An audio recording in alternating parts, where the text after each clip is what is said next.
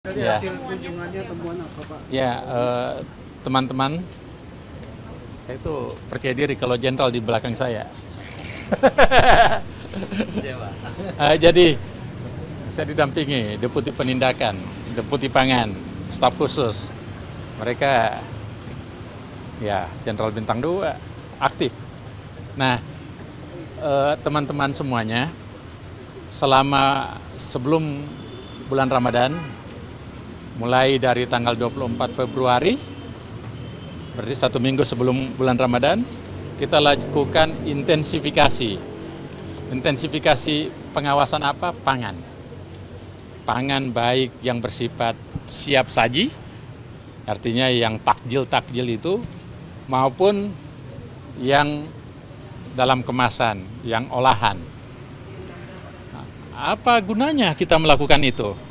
Dan kita lakukan bukan hanya di Jakarta, tapi di seluruh penjuru tanah air, di seluruh Indonesia. Kita metodenya secara sampling. Sampling ke takjil, kita datangin, kita coba, kita beli baik-baik, terus kita periksa. Iya kan? Nah, tapi kalau di minimarket atau supermarket atau di tempat pengolahan, tentu yang kita cek adalah pangan olahan yang sudah dalam kemasan. Nah, kalau yang takjil, indikatornya adalah tidak mengandung zat berbahaya. Misalnya tidak mengandung formalin, tidak mengandung boraks, tidak mengandung zat pewarna, iya kan? Nah, kalau dia mengandung zat pewarna kan bahaya. Atau dia mengandung formalin kan berbahaya. Nah, teknisnya kami menggunakan 2 teknik. Kalau untuk yang siap saji seperti ini, kita datang dengan cara yang normal, kita pakaian dinas supaya orang tahu, ya kan? Nah, supaya pada saat kita, kalau biasanya kita pakaian dinas, kalau kita curigai di tempat itu pasti ada positif. Nah, indikasi, sudah ada laporan. Kita pakaian resmi, kita beli, kita cek, dan kalau ada kita tindaki, kita ambil barangnya, kan begitu. Dan kita berikan pembinaan kalau UMKM. Nah, kalau tidak ada ya sudah, terserah, silakan menjual dan kita umumkan. Nah, kalau di supermarket kita fokusnya pada, atau parcel, kita fokusnya pada yang klik. Pertama kita cek kemasannya, kedua izin labelnya apa benar atau tidak, yang ketiga izin edarnya, yang keempat kadaluarsanya. Khusus mengenai kadaluarsa ini sangat penting, karena biasanya menjelang puasa atau menjelang hari raya terdapat itu angka penjualan sekitar 20-30%. Ada kan pasar berarti.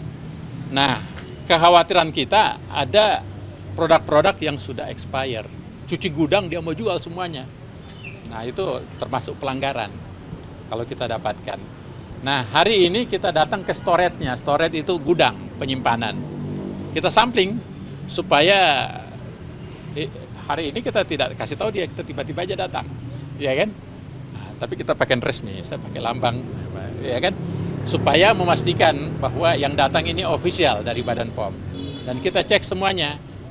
Nah, kita cek bagaimana produk itu sesuai dengan checklist. Kita cek juga ada nggak yang sesuai atau melanggar. Nah, dari temuan kami di sini, kami temukan beberapa hal. Pada umumnya produknya, apakah yang disimpan di tempat yang dingin sudah sesuai, kemudian ada yang di tempat biasa juga sesuai. Hanya ada beberapa faktor yang menjadi concern catatan kami. Satu, tentang kontrol pest control. Pest control itu penting. Apa itu pest control? Cara mengecek yang hubungannya dengan misalnya tikus, lalat, atau serangga lain yang bisa membawa penyakit-penyakit salmonella, penyakit-penyakit head syndrome, penyakit-penyakit yang disebabkan oleh kotoran. Kalau sampai kita cek tadi, sampai ada nggak bekas gigitan tikus atau apa semuanya. Termasuk kita periksa apakah yang disimpan di sini sudah ada kadaluarsa dan sebagainya. Jadi pest controlnya masih perlu diperbaiki.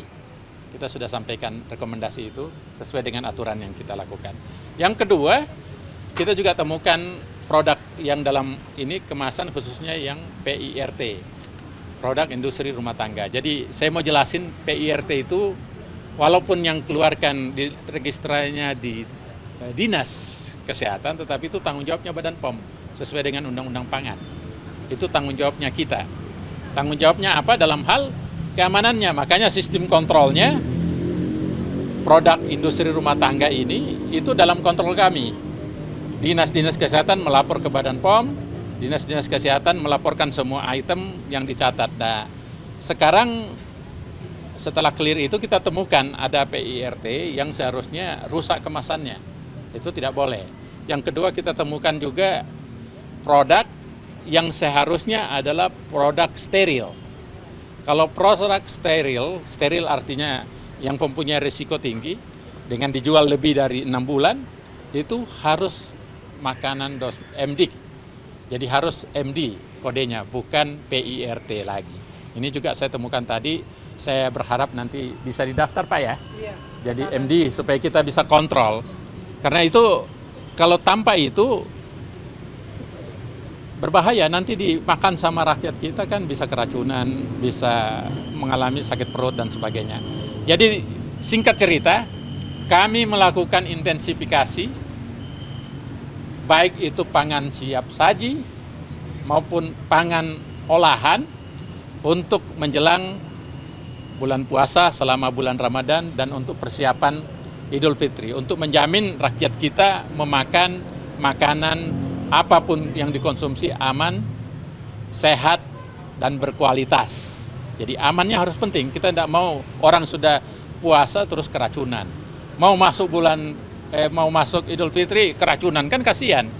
Kita tidak mau itu terjadi kejadian luar biasa. Itu tujuan intensifikasi pengawasan. Dan hari Jumat kami akan umumkan hasilnya seluruh Indonesia. Jadi saya mengundang teman-teman media di Badan POM. Kita umumkan secara transparan siapa-siapa yang kita lakukan, tindakan apa yang kita kerjakan, dan sebagainya.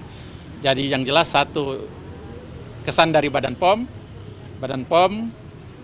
alhamdulillah di bawah kepemimpinan saya, kita akan tegas bekerja keras untuk rakyat Indonesia. Saya kira itu.